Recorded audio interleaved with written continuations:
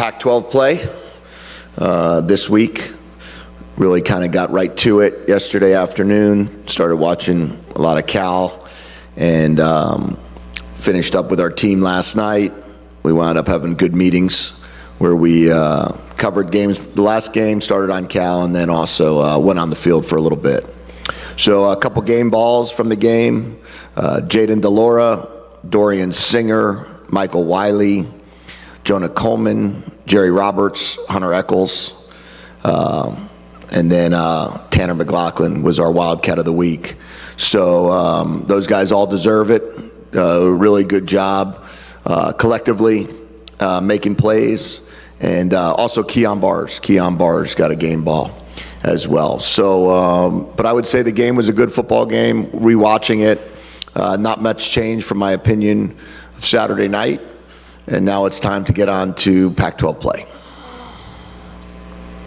Dorian said after the game he felt like there was a lot of cheap shots from North Dakota State. Did you feel that way after looking back on the film? Yeah, I didn't see much of that. I think that, but you can't really tell what goes on in the scrum. You can't really tell what goes on the field. If Dorian said it, I'm sure Dorian felt it. But it's hard to see from my perspective exactly when you're watching the film what that really looks like. The one penalty you were called for was a legal low block, I guess, on defense, and then you were called a second time, but it was waved off. What did you see on that? How is that a penalty? Well, it's a new penalty as of 2022. You can't cut outside the tackle box. So that's a new rule that came into effect this year. And they made that rule for safety of players. So both offensively and defensively now, you can't cut. You used to be able to do that defensively, even more so up until this year, where you can protect yourself. And if a guy was coming at you in space, you could do that. But that rule's changed this year. And I think both Jacob and C-Row were playing off of last year's rule on that. So you mentioned Keon. He doesn't have any stats yet, but he does have, I think, second on the team in TFL. He was most noticeable, I think, in this last game. The first three to play. How have you seen his progression? I was just about to say, I think that each week we're going to hopefully see him become more noticeable as his rehabilitation has gotten to the point that he's pretty healthy at this point in time. He missed a lot of training camp time. We were very limited in his reps as he was coming back from the surgery. He's feeling more and more comfortable. His weight's where he wants it to be. He's full go on the field at practice. And now it's our responsibility just to monitor his reps in practice to make sure that we're able to give him the best opportunity on Saturdays.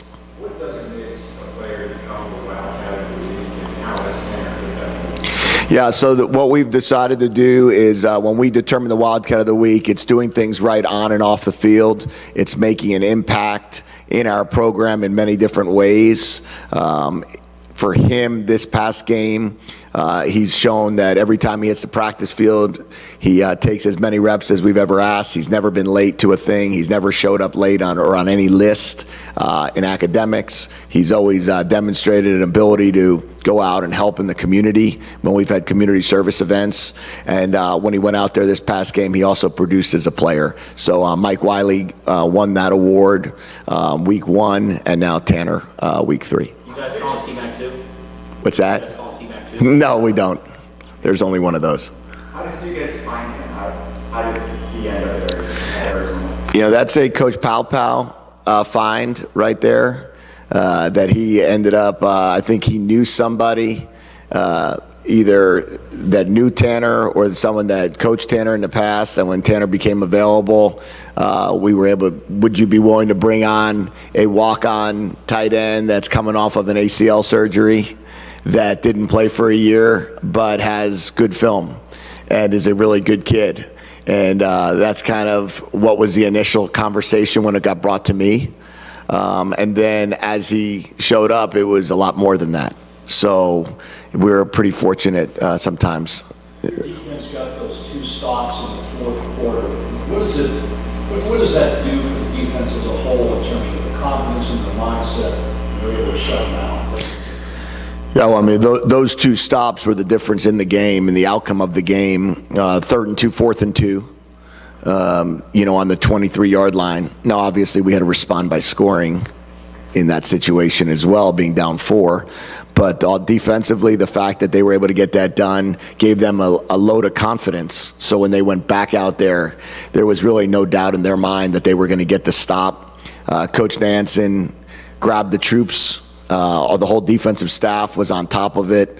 Coach Walker, Coach Kafusi, and Coach Nansen and Coach Hunley down on the field. I heard Coach Hunley say, guys, one stop wins this game.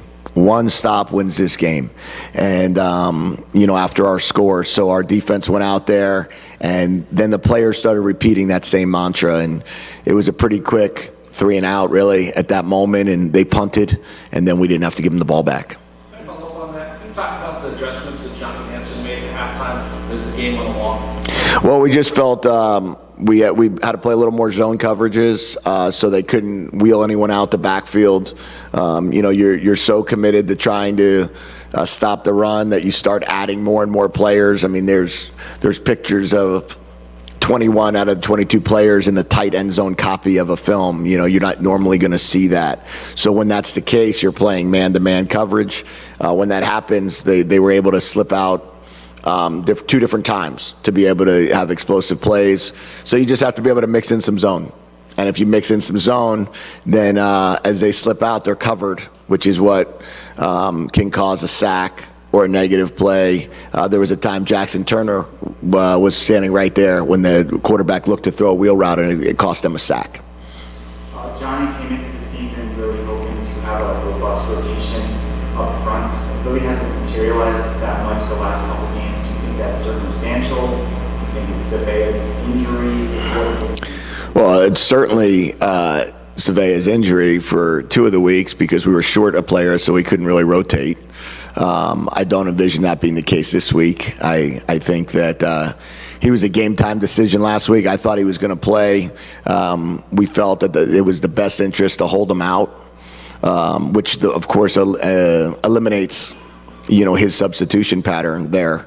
I would say that on the edges, you're talking about Deuce Davis, you're talking about Deuce Lane. These are 2 freshmen, so we probably not put them in as much in the tight game based upon the circumstances. Those guys are pass rushers. And then I think you'll start seeing more of a rotation now, the more comfortable these guys get. But as we're rotating guys, we're talking about continuing to rotate true freshmen. Jacob Kangaika, Ty, Deuce, the other Deuce. So as you're taking guys off the field, you're putting true freshmen on it. You obviously did trust Meyer enough to put him in a prominent role. When you watched the film, what did you think of his performance? I thought he did a good job. He's a very instinctive player. He made, the cool part about him is that he made a tackle on kickoff. He made a tackle on punt. He made a tackle on defense, a few tackles on defense, obviously. He was around the ball. He's crafty. He can kind of feel the game, and he's a football player. He's a pretty instinctual kid. Can you talk about the leadership that Hunter Echols has brought to that defensive line, because he's been able to go to the backfield a couple times this year already? Yeah, Hunter brings about veteran experience on a young team. So as we're building this program up, it's nice to have some guys that have done it at different places, guys that have graduated already. Hunter's a grad transfer from SC, so he's able to kind of keep the guys in check at some opportunities, and also motivate them in others. He also can help them gain confidence. I've seen guys do this. I've seen guys like you do it. I trust you. I believe in you. And when you have those conversations, the players will respond, and they've responded well to Hunter. They've responded well to Christian Young and Jackson Turner and Ciro, who have been here for a while too, that are great leaders on our team, and as is Jerry and Keon been. Our defense is probably filled with some good veteran leadership. Can you talk about your efficiency in the red zone? There's one play David Kelly wanted me to ask you about where you had the tight end set up in the slot. Couldn't tell how many down linemen you had. Where'd that play come from? We've been good on the red zone so far. We're 10 out of 11, I believe, down in the red area. The one we didn't score on was the 4th and 7 that we had to go for it against Mississippi State. We could have kicked a field goal, I guess, to be 11 out of 11, but that's not going to help us win the game. So I'm excited that the way the guys have prided themselves in the red area and continue to want to score touchdowns.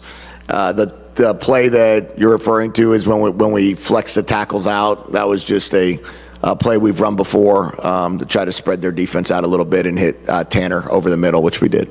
You added a little bit of RPO action to some of the run game, holding mesh point or whatever. Mm-hmm. What is the purpose of that, and did it achieve what you were doing? Well, we ran the ball well. Not really an RPO team, but we're able to use the quarterback in the running game. And so I think he does a good job of ball handling. You know, that he's a creative kid. So he does all sorts of things with the back there with the ball handling, and enables him to throw some bubbles, and enables him to throw some slants, and enables him to pull the ball. And his creativity is what allowed us to, kind of mix and match the run and pass this week. On the 4th and 1, the pass to Cowling, did Jaden audible? Yeah. So how does that work? Are those built into certain plays? Does he have the freedom to do that at any time? Yeah, Jaden has the ability when he sees certain looks to get to certain plays out of certain formations, right? There's a lot of things that there's criteria involved based upon the fact that, plays are married to formations in a lot of ways. So he felt that he liked the look to be able to, let's call it, bring two guys in on slants or on aero concepts to be able to open up the bubble for Jacob. And he made that audible and made a great throw, and Jacob made a great catch. Jedd, what was your reaction to his ASU and Bison? Honestly, I've been focused solely on Cal. When I saw the news, coaches don't ever like, to hear the F word. Right? It's not fun for anybody, for guys to lose their jobs. There's families involved. There's other staff involved. There's other many things involved when it comes to that type of stuff. So it's never really a good day in the coaching profession when that occurs. And that was my thoughts on it. Okay, thank you.